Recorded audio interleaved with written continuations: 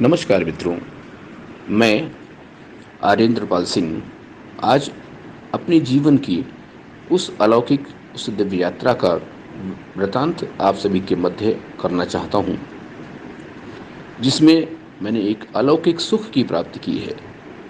मुझे बाबा केदारनाथ की असीम अनुकंपा से उनके अलौकिक दर्शन, उनके दिव्य स्वरूप और भक्तिमय यात्रा का स्वर्णिम अवसर प्राप्त हुआ। सर्वप्रथम मैं बाबा केदारनाथ के चरणों में अपना प्रणाम अर्पित करता हूँ। लखीमपुर खीरी से देहरादून, तदुपरांत ऋषिकेश होते हुए केदारपुरी धाम के दर्शन और इस 10 दिवसीय यात्रा का वृतांत मैं एक एक क्षण को जो मैंने जीवन वहाँ जिया है उसका आप सबके बीच में संक्षिप्त विवरण देना चाहता हूँ। यूँ तो ये एक ऐसी यात्रा है जिसको सिर्फ आप अनुभव कर सकते हैं, लेकिन मेरा पूरा प्रयास है कि मैंने जो वहाँ पर देखा, मैंने जो महसूस किया, मैं आप सबके बीच में उसे साझा करना चाहता हूँ। भारत विकास परिषद संस्कृति शाखा की तरफ से मैं उसका अध्यक्ष होने के नाते भी अपनी संस्कृति को प्रणाम करते हुए उस अलौकिक संस्कृति का आप सबको दर्शन कराना चाहता हूँ, जिसने वास्तव में, जिसके कण कण में, जिसके रोम रोम में देववास है। जैसा कि लोग कहते हैं भारत भूमि अलौकिक है, निश्चित ही भारत भूमि वास्तव में अलौकिक है।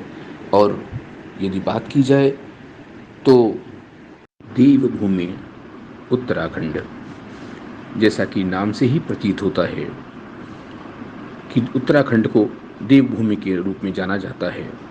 यहाँ जब हम पहुँचते हैं तो वास्तव में ऐसा प्रतीत होता है कि यह भूमि देवताओं ने स्वयं अपने निवास के लिए जैसे बनाई हो। वहाँ जिस ओर देखो प्रकृति की एक अलौकिक अप्रतिम छटा दिखाई देती है। ऊंचे ऊंचे पहाड़, कल कल बहती हुई नदियाँ, कहीं कहीं पर अविरल बहते हुए झरने, और उन सब के बीच में मानव निर्मित अट्टालिकाएं, पहाड़ को काट कर बनाई गई सड़कें हमें उस मार्ग की ओर ले जाते हैं। बाबा केदारनाथ धाम की तरफ जाने के लिए सबसे पहले हम लखीमपुर से देहरादून पहुँचे। देहरादून में चूँकि हमारा वहाँ पर रिश्तेदारी है, हमारे समधी साहब हैं, उनको उस एरिया की काफ़ी जानकारी है। आदरणीय सेमवाल साहब, राजेंद्र प्रकाश सेमवाल जी, उनकी धर्मपत्नी श्रीमती संतोष जी, और इधर से मैं, हमारी धर्मपत्नी रमा जी, हमारा पुत्र अभिषेक, पुत्रवधू वर्षा और पौत्री ने इस यात्रा को शुभारंभ किया। सबसे पहले हम लोग देहरादून पहुँचे और देहरादून से अपने वाहनों से 2 गाड़ियों से हम लोग ने अपनी यात्रा शुरू की। ऋषिकेश होते हुए सबसे पहले विभिन्न स्थानों को देखते हुए हमें देवप्रयाग के दर्शन हुए। देवप्रयाग अलकनंदा और मंदाकिनी और भागीरथी का त्रिवेणी संगम है। यहीं से गंगा का उद्भव होता है। हमें वो दृश्य मेरी आंखों में अभी भी घूम रहा है, जहां हमने माता गंगा का उद्भव देखा। रुद्रप्रयाग, आगे अगर हम लोग बढ़ते हैं तो रुद्रप्रयाग है। रुद्रप्रयाग में श्री बद्रीनाथ जी से आ रही अलकनंदा और श्री केदारनाथ धाम से आ रही मंदाकिनी का संगम है। रुद्रप्रयाग पहुंचकर सबसे पहला पड़ाव हमारा श्री कोटेश्वर महादेव, जो कि मंदाकिनी के तट पर है, श्री कोटेश्वर महादेव का दर्शन का लाभ हमें प्राप्त हुआ है। इस पहले खंड में हम कोटेश्वर महादेव के बारे में ही आप सबसे वार्ता करेंगे।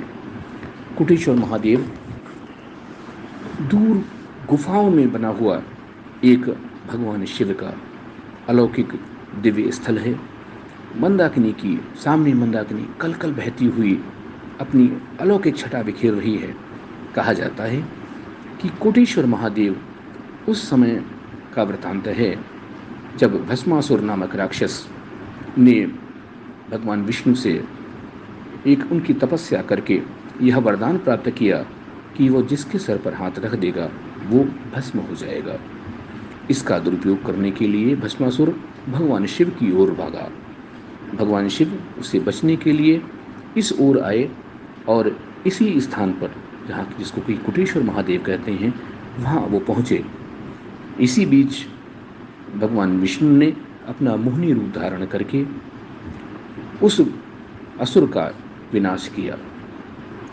तो इस हिसाब से देखा जाए तो कोटेश्वर महादेव अपने में बहुत ही पुण्य स्थल है।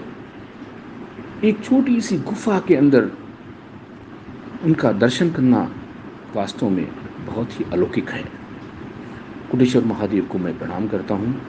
कोटेश्वर महादेव से ऊपर जब सीढ़ियों से हम पहुँचे तो पड़ोस में ही एक आश्रम है। उस आश्रम के भी दर्शन किए। थोड़ा सा पैदल मार्ग है लेकिन चढ़ना बहुत कठिन नहीं है। परिवार के साथ आप लोग जा सकते हैं और जब भोलेनाथ की कृपा होती है तो ही ऐसे दर्शन हो सकते हैं। सर्वप्रथम मैं माँ मंदाकिनी और प्रभु कोटेश्वर महादेव को शत शत प्रणाम करता हूँ।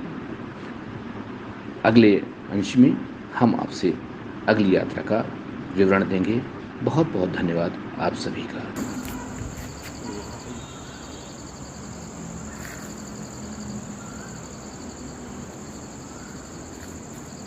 उत्तराखंड के रुद्रप्रयाग में इस समय हम लोग हैं। हमारे साथ में डॉक्टर सेमवाल जी हैं और सेमवाल जी इस जगह का आपको वर्णन बताएंगे।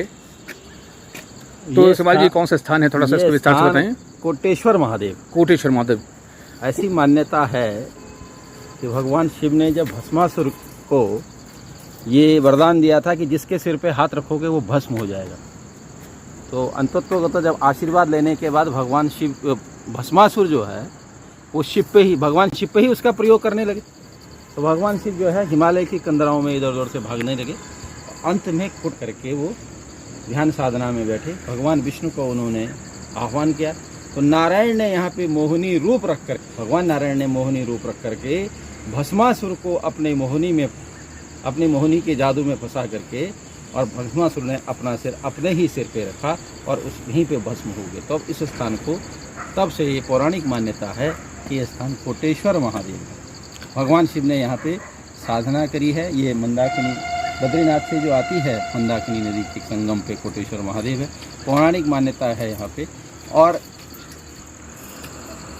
कार्तिक मास में, जहाँ तक मेरा अनुमान है, कार्तिक मास में यहाँ बहुत बड़ा मेला भी लगता है। धन्यवाद सर। हाँ डॉक्टर साहब, जैसा कि अभी आपने बताया कि हम लोग यहाँ पर देखा जाए तो शिव और नारायण का मिला जुला स्वरूप है इस स्थान पर, तो ये तो बहुत ही दिव्य स्थान हो गया। पौराणिक मान्यता के अनुसार बहुत बड़ा दिव्य स्थान है। आज भी बहुत लोग साधु संत लोग यहाँ आते हैं जी, साधना करते हैं। और स्वामी माधवाश्रम जी जो शंकराचार्य रहे बद्रिक आश्रम के, उन्होंने अपना शरीर यहीं पे त्यागा। क्या बात। उन्होंने बहुत समय साधना करी और अंत समय उनका जो है कोटेश्वर महादेव में भी अपना शरीर पूर्ण किया उन्होंने। बद्रिक आश्रम के शंकराचार्य थे। तो आपने देखा होगा कि भी जो है डॉक्टर सेमवाल जी ने हम लोग के बारे में कोटेश्वर महादेव के बारे में बताया। बहुत ही दिव्य स्थान इनके द्वारा कम से कम ये स्थान हमको सबको देखने को मिला। सभी मित्रों से मैं चाहूँगा कि सभी पर भोलेनाथ की कृपा बनी रहे। बहुत बहुत धन्यवाद, बहुत बहुत धन्यवाद। जय भोले। जय भोले जी।